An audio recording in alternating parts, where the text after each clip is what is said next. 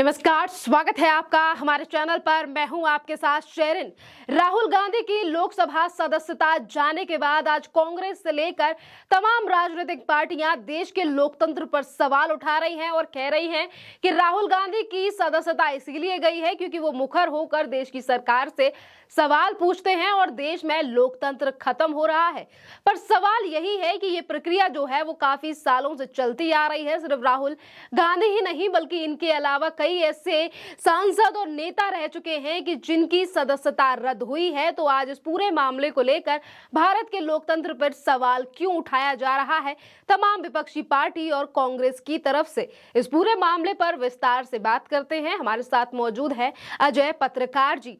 Sir, इतना पुराना मामला है ये, जहां इससे पहले भी अगर हम बात करें तो इंदिरा गांधी का भी नाम आता है, उनकी भी सदस्यता रद्द की गई थी और उसके बाद तमाम ऐसे नेता हैं 2013 से लेकर 2008 में, जिसमें लालू यादव का भी नाम है। तो आज राहुल गांधी को लेकर क्यों कहा जा रहा है कि देश का लोकतंत्र खतरे में है और इसीलिए राहुल गांधी की सदस्यता रद्द की गई है? देखिए, ऐसा है, कहीं लोकतंत्र की कोई हत्या नहीं हुई, लोकतंत्र ना खतरे में है। लोकतंत्र हिंदुस्तान का बहुत मजबूत है, दुनिया का सबसे बड़ा लोकतंत्र था, है और रहेगा। हिंदुस्तान के अगल बगल के लोकतंत्र जो हैं वो खत्म हो गए हैं। चाइना का भी लोकतंत्र खत्म हो गया, तो भारत का लोकतंत्र जिंदा था, जिंदा है, जिंदा रहे। अब आपको एक चीज़ बतला दें कि ये कोई पहली बार नहीं हुआ, तमाम सांसदों को हुआ। सबसे जो महत्वपूर्ण बात है वो किसी ने नहीं कही। इंदिरा गांधी की जो सन 77-78 में जो सदस्यता गई थी, वो तो गई थी, उनके एक वजह उनके ऊपर चार्ज लगा था और दूसरे दिन उनके अरेस्टिंग के बाद उनको छोड़ भी दिया गया था, फिर 1 महीने बाद बहाल गए। इसके अलावा इनकी एक में और सदस्यता गई जो अभी तक कोई भी नहीं कह रहा है, वो हुआ है 1975 में। 12 जून 1975 को इलाहाबाद हाई कोर्ट से ऑनरेबल मिस्टर जगमोहन सिन्हा ने एक निर्णय दिया था, जिसमें इनको 6 साल के लिए उनको अयोग्य घोषित कर दिया था, चुनाव लड़ने के लिए मना कर दिया गया था। इनकी वो घोषित हो गई थी। दूसरी, इनको प्रधानमंत्री से रिजाइन भी इंदिरा गांधी को देना था, चूंकि अयोग्य घोषित हो गए 6 साल के, उसका उल्लेख नहीं किया। उस समय इंदिरा जी ने तानाशाही रवैया अख्तियार किया था और तानाशाही रवैया ये अख्तियार किया था कि इंदिरा जी ने प्रधानमंत्री पद छोड़ा नहीं था जबकि अयोग्य घोषित हो गई थी। तो जहाँ तक ये बात है कि ये पहली बार नहीं हुआ, इसके पहले भी हुआ, जयललिता के साथ भी हुआ, तमाम लोगों के साथ हुआ। उससे भी बड़ी आपको बता दें कि जब 20 जून को डिसीजन आना था, उस समय इंदिरा गांधी ने संजय गांधी से कहा और बंसी लाल जी से कहा, अपने प्रमुख सचिव से कहा कि आज वो इलाहाबाद का फैसला आना है। उस समय संजय गांधी, बंसी लाल, देवकांत बरुआ, इन सब ने कहा कि आप चिंता ना करें, पूरा सब इंतजाम है और डिसीजन अपने उस पर नहीं आएगा। और जो शांत भूषण जो है सोशलिस्ट पार्टी के, वो भी वहाँ नहीं पहुँचेंगे। इसके बाद इंदिरा जी ने मिस्टर खरे जी से पूछा, एसी खरे जी से, उन्होंने कहा कि आप बेफिक्र रहिए। और जगमोहन सिन्हा पे बहुत दबाव डाला गया था ऑनरेबल मिस्टर जस्टिस, उन्होंने खुद इस बात को दबे जुबान स्वीकारा था। उनके लिए कई किताबें लिखी गई, उनकी आत्मकथा लिखा गया, उसमें भी ये बात कही गई कि इंदिरा जी ने पूरे मैनेजमेंट से दबाव डाला था। मगर वो एक डेड ऑनेस्ट, एक अच्छे वो थे, अब भारत की शान थे, जो आज भी जुडिशरी का हर जज शान है कि एक भारत के डिसीजन माने हुए, और उन्होंने डिसीजन इंदिरा गांधी के अयोग्यता का दिया था 6 साल तक के चुनाव न लड़ने के लिए।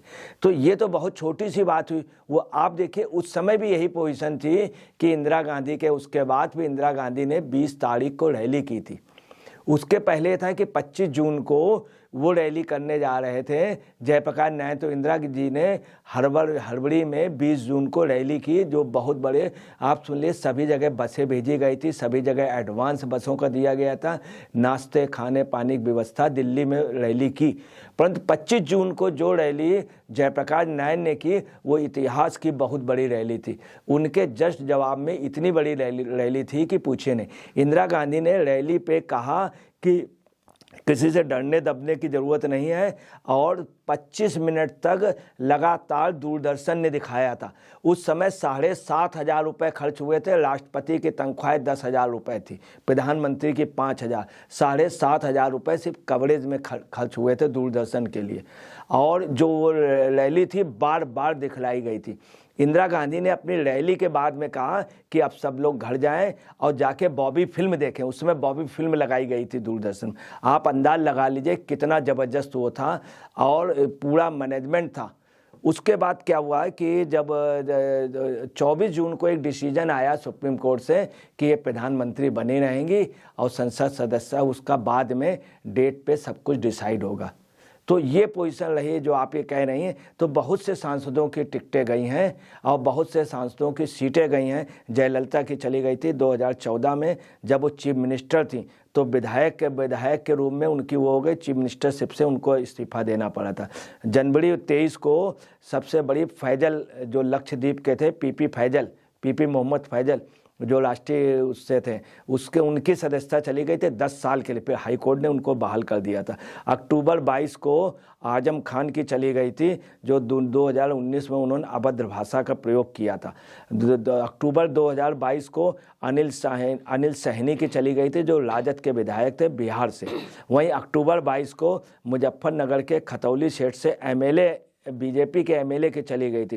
फरवरी 20 को बांगरमऊ से जो बीजेपी का एमएलए सेंगर है वो कुलदीप सेंगर की चली गई। जनवरी 21 को प्रदीप चौधरी की चली गई थी। अब्दुल्ला आजम खान की फरवरी 23 को चली गई थी जो रामपुर स्वार से विधायक थे। अनंत सिंह जो राजद से विधायक थे एमएलए 22 को उनकी चली गई थी।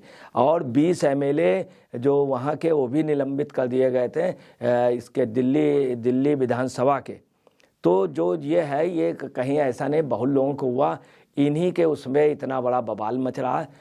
परंतु आज ये पोजीशन नहीं है, आज पोजीशन दूसरी है। ने तमाम लोगों के नाम गिनवाए हैं, उसके बावजूद भी कांग्रेस ये कहती है कि हमारे देश में न्यायपालिकाओं के ऊपर दबाव है।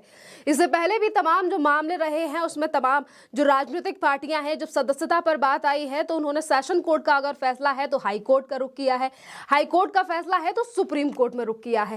कांग्रेस कोर्ट में जाने की बजाय देश की न्याय व्यवस्था पर क्यों सवाल उठा रही है और ये कह रही है कि जो देश में न्यायपालिकाएं हैं उन पर केंद्र सरकार का दबाव है। देखिए, अगर ये बात कही जा रही है तो ये गलत है। इसके पहले डिसीजन आए, क्या न्यायपालिका का वो था? इंदिरा गांधी उस समय थी, इंदिरा गांधी आयोग घोषित किए गए, क्या न्यायपालिका था? जब सोनिया जी की सदस्यता गई है तो उस समय तो यूपीए की सरकार थी। तो ये बात बिल्कुल गलत कही जा रही। अब चूंकि उनके लड़के को लग गई ये सजा, इसलिए उनको लग रहा। और आपको बतला दें कि जब 12 जून 1975 को जब हाई कोर्ट के chief justice honourable mister Jagmohan Sinha ने जब डिसीजन दिया था तो उसके बाद मीडिया पे बहुत ज़्यादा किया था। इंदिरा गांधी ने 25 जून को जब इमरजेंसी लगाई, सारे प्रेसों की बिजली काट दी थी, सारे में पुलिस के जवान जाकर के कूद पड़े थे, पत्रकारों को मारा था। 20,000 पत्रकार पूरे हिंदुस्तान में बंद किया गया था, उठा लिया गया था। देश के बहुत बड़े पत्रकार जेल में बुरी तरीके से लाद दिए गए थे, सारे विपक्ष के लीडर अरेस्ट हो गए थे। उस समय तानाशाही नहीं हुई, परंतु उस समय भी इंदिरा गांधी का विरोध करने वाला जयप्रकाश नारायण थे, याद होगा। जयप्रकाश नारायण एक बोल्ड व्यक्ति। आज ये पोजीशन है जो इंदिरा गांधी की क्षमता थी, वो क्षमता न सोनिया जी में न राहुल में। लोग कहते थे तूफानों में आंधी में इंदिरा गांधी, परंतु इनके लिए नहीं। ये इतने बोल्ड या इतने बड़े लीडर नहीं है। अगर उस समय जयप्रकाश नारायण थे तो इस समय भी इनके विरोध में मोदी, अमित शाह, योगी और विश्व शर्मा जैसे एक से एक धुरंधर लीडर। दूसरी इनके साथ दूसरा जो विपक्ष है वो भी बहुत बोल्ड है। वो अपने अपने प्रदेशों में सरकार बनाए हुए। बंगाल में इनका जादू चल नहीं रहा कांग्रेस का। इन्होंने कल बहुत कोशिश की कि हर राज्य में जबरदस्त आंदोलन छोड़े जाएं, ट्रेनें रोकी जाएं। कल इसीलिए मीटिंग हुई। कल जब शाम की मीटिंग हुई है 5 बजे के बाद की, तो कांग्रेस के जितने वो थे प्रतिनिधि वो सब मायूस बैठे थे, परंतु कहीं से रिस्पॉन्स नहीं मिला, वो स्थिति नहीं आई। तो जो स्थिति है वो आप ये समझ लीजिए कि बहुत विकट है। इतनी बड़ी बात नहीं, ये बात कुछ दिनों बाद चली जाएगी। मगर आपको बताना है जो डिसीजन हुआ है उस डिसीजन में साफ है कि आपराधिक डिफेमेशन क्रिमिनल एक्ट लगा है। यही पोजीशन पाकिस्तान में, अमेरिका के लॉ में भी यही है, यही बांग्लादेश के लॉ में, सब जगह है। कुछ जगह सज़ा का प्रावधान नहीं है, वहाँ पे वो होता है जैसे न्यूजीलैंड और ऑस्ट्रेलिया में, मगर पूरे वर्ल्ड में डिफेमेशन वो होता है। और डिफेमेशन को ये चूँकि डिफेमेशन के केस में क्रिमिनल डिफेमेशन में लायबल है, इसलिए इनको सज़ा और जहाँ तक संभावना है कि राहत की संभावना है, चूँकि ये फैमिली इतनी स्ट्रांग रही है कि इनके पास 6 एडवोकेट है, पूरे देश की लॉबी है। आगे क्या होता है ये अपना प्रयास करेंगे, मगर और भी इनके ऊपर मुकदमे हैं जिसमें ये दोबारा भी और मुकदमे में डिस्क्वालीफाई होंगे। जैसा कि सर ने कहा कि कांग्रेस को बयानबाजी और लोकतंत्र पर हमला करने से पहले पुराने अपने अतीत में भी झांकना चाहिए कि किस तरीके की चीजें और कृतियां जो है वो देश की पूर्व प्रधानमंत्री और राहुल गांधी की दादी इंदिरा गांधी के द्वारा की गई थी। आपका बहुत बहुत धन्यवाद अजय पत्रकार जी।